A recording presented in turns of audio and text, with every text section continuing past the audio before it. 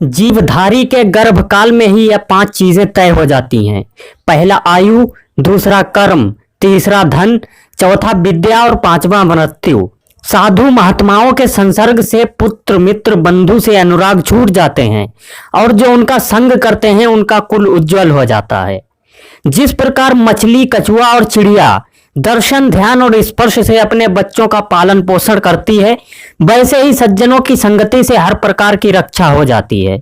ये नश्वर शरीर जब तक निरोग व स्वस्थ है या जब तक मृत्यु नहीं आती, तब तक मनुष्य को अपने सभी पुण्य कर्म कर लेने चाहिए, क्योंकि अंत समय आने पर वो क्या कर पाएगा।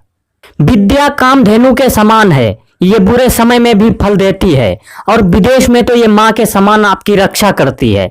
इसी कारण से विद्या को गुप्त धन कहा जाता है। ये 6 बिना अग्नि के ही आपको जलाते हैं। पहला बुरे ग्राम में वास, दूसरा झगड़ालू स्त्री, तीसरा नीच कुल की सेवा, चौथा खराब भोजन, पांचवा मूर्ख लड़का और छठा विधवा कन्या।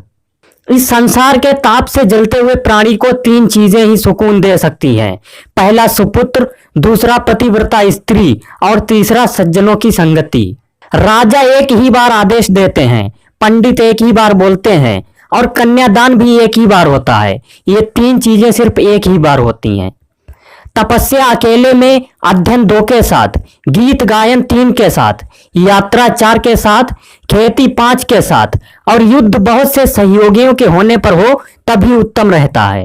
पत्नी वही है जो पवित्र और चतुर है, जो पतिव्रता है और जिस पर पति का प्रेम है। पत्नी वही है जो सदैव सत्य बोलती है। बिना संतान के घर सूना है, बिना मित्रों के दिशाएं सूनी हैं। मूर्ख लोगों का हृदय भावों से शून्य है और सबसे अधिक शून्यता है दरिद्रता। अभ्यास ना करने पर शास्त्र विष बन जाता है, भोजन ना पचे तो विष बन जाता है। दरिद्र लोगों की सभा विष बन जाती है और वृद्धों के लिए युवती विष बन जाती है। जिस धर्म में दया ना हो उसे छोड़ देना चाहिए, विद्याहीन गुरु को छोड़ देना चाहिए। जिस पत्नी के मुख से क्रोध प्रकट होता हो उसे छोड़ देना चाहिए और जिन मित्र या संबंधियों से प्रेम ना हो उनका त्याग ही उचित है। बुद्धिमान व्यक्ति को कुछ बातों का बार बार विचार करना चाहिए। पहला सही समय, दूसरा सही मित्र, तीसरा सही जगह पर निवास, चौथा सही आय का स्रोत, पांचवा सही व्यय अथवा निवेश और छठा अपनी शक्ति या अपने गुण। अग्नि में ब्राह्मणों, क्षत्रियों और वैश्यों के देवता वास करते हैं। ऋषि मुनियों के देवता हृदय में निवास करते हैं। अल्प बुद्धि वालों के देवता मूर्तियों में निवास करते हैं और संदर्शियों के देवता हर जगह निवास करते हैं।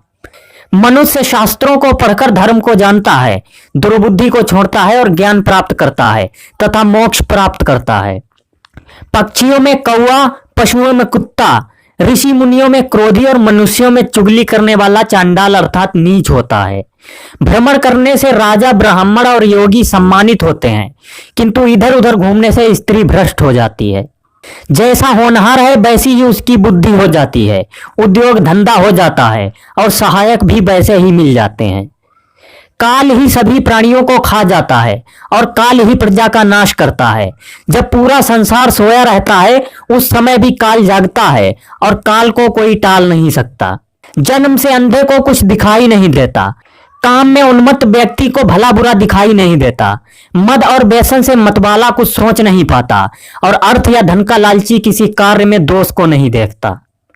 जीव स्वयं ही कर्म करता है, उसका फल भी स्वयं ही भोगता है और वो स्वयं ही संसार की मोहमाया में फंसता है और स्वयं ही इससे मुक्त होता है। अपने राज्य में हुआ पाप राजा को लगता है, राजा का पाप पुरोहित को लगता है, स्त्री का पाप उसका पति या पिता को, वैसे ही अपने शिष्य का पाप उसके गुरु को लगता है। ऋण लेने वाला पिता शत्रु है, व्यभिचारिणी माता शत्रु है, मूर्ख संतान शत्रु है और सुंदर पत्नी स्त्री शत्रु है। अर्थात आप इनकी वजह से मुश्किल में पड़ सकते हैं, इसीलिए सतर्क रहें। इसका अर्थ ये नहीं कि आप इनसे शत्रुवत व्यवहार करें। लोभी को धन से, अहंकारी को हाथ जोड़ने से, मूर्ख को उसके अनुसार चलकर और पंडित को सच्चाई से वश में करना चाहिए। राज्य ना हो तो अच्छा है, परंतु दुष्ट राजा का होना अच्छा नहीं है। बिना मित्र के रहना अच्छा है, किंतु दुष्ट मित्र का होना उचित नहीं है। बिना शिष्य के रहना ठीक है, परंतु निंदित शिष्य अच्छा नहीं है। बिना पत्नी के रहना उचित है, किंतु दुष्ट पत्नी का होना उचित नहीं है। दुष्ट राजा के राज्य में प्रजा को सुख कहाँ, दुष्ट मित्र से शांति कहाँ, दुष्ट स्त्रियों से घर में प्रीति कहाँ और दुष्ट शिष्य को पढ़ाने से कीर्ति कहाँ। विद्वान को अपनी संपूर्ण इंद्रियों को संयम में रखकर समय और अपने बल के मुताबिक कार्य साधना चाहिए। जिस प्रकार स्वर्ण की परीक्षा घिसने, काटने, जलाने और पीटने से होती है, उसी प्रकार से मनुष्य की पहचान त्यागशील, गुण और कर्म से होती है। स्त्री का गुरु उसका पति है, अतिथि सबका गुरु है। ब्राह्मण, क्षत्रिय, वैश्य और शूद्र का गुरु अग्नि है तथा इन सभी वर्णों का गुरु ब्राह्मण है।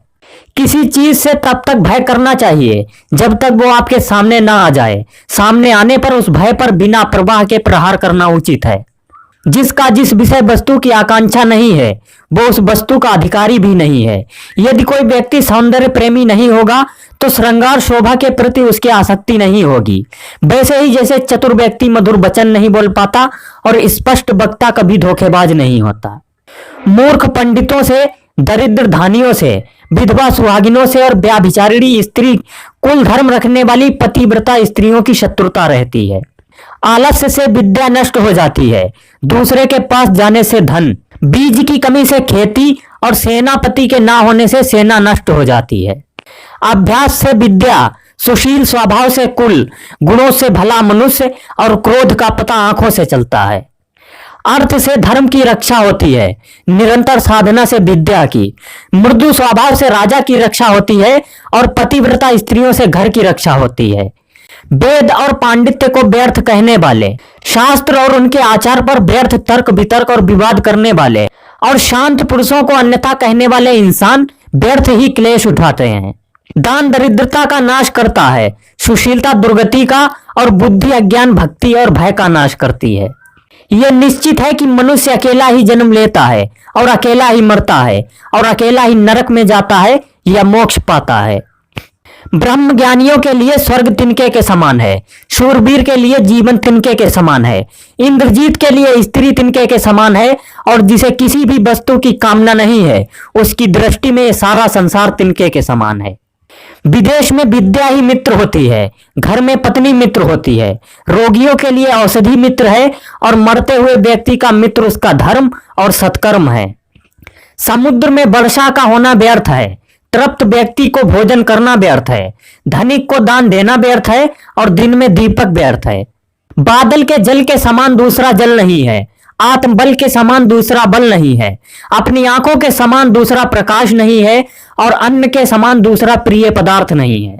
धनहीन धन चाहते हैं, पशु वाणी चाहते हैं, मनुष्य स्वर्ग की इच्छा करते हैं और देवगण मोक्ष की इच्छा करते हैं। सत्य से पृथ्वी टिकी हुई है, सत्य से सूर्य तपता है, सत्य से वायु बहती है और ये सभी पदार्थ सत्य में ही स्थित हैं। लक्ष्मी नित्य है, प्राण, जीवन और संपत्ति स्थिर नहीं है। इस अस्थिर संसार में सिर्फ धर्म ही निश्चल है, अर्थात स्थिर है। पुरुषों में नाई धूर्त होता है, पक्षियों में कौवा धूर्त होता है, पशुओं में गीदड़ और स्त्रियों में मालिन धूर्त होती है। मनुष्य को जन्म देने वाला, यज्ञोपवीत संस्कार कराने वाला पुरोहित, विद्या देने वाला आचार्य, अन्न देने वाला, भय से मुक्ति दिलाने वाला अर्थात रक्षा करने वाला, ये 5 पिता गिने जाते हैं।